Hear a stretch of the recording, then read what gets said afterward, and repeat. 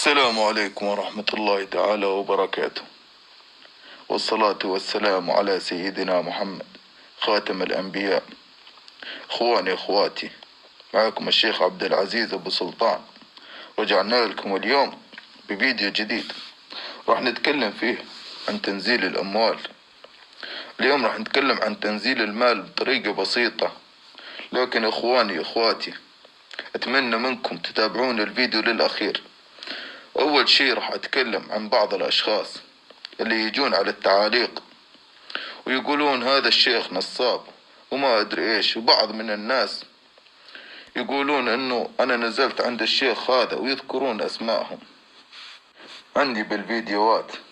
طبعا التعليق إن كان سلبي ولا إيجابي، اللي يبي يشتغل عندي حيا الله يبشر بالعجب عن أمور التنزيل بإذن الله، واللي ما يبي يشتغل براحته ما عنده أي مشكلة.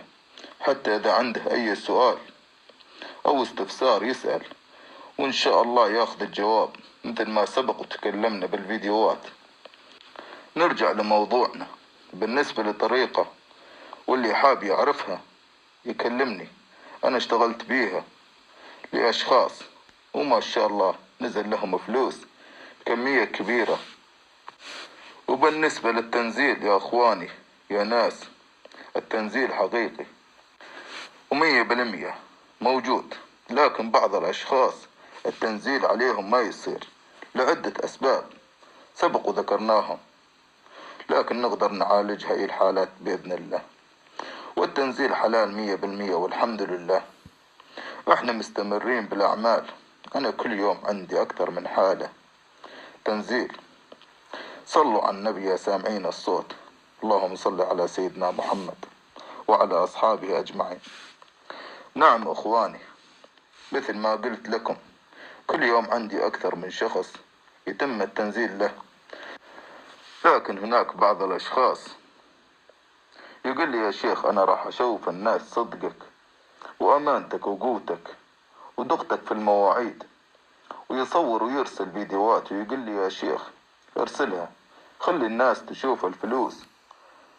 وفي أشخاص ما يبون يتكلمون، طبعا هذا حقهم. تعرفون أنتم الناس تخاف من بعض، تخاف من الحسد أو من بعض الأمور الكل يعرفها، ما بيدخلكم بيها، يعني ما لها دخل موضوع تنزيل المال. والحمد لله مثل ما ذكرت تم العمل والفلوس نزلت يا ناسي وأهلي. اعذروني ما أقدر أذكر لكم اسم الشيء اللي بنزل فيه الفلوس، هاي أمور تخصني تخص علمي بفضل من الله. واللي يحب ينزل عندي فلوس أو يستشير، رقمي موجود بالصورة، يوجد رابط مباشر للواتساب بالوصف. وآخر شيء أترككم بحفظ الله ورعايته، والسلام عليكم ورحمة الله تعالى وبركاته. معكم الشيخ عبد العزيز أبو سلطان.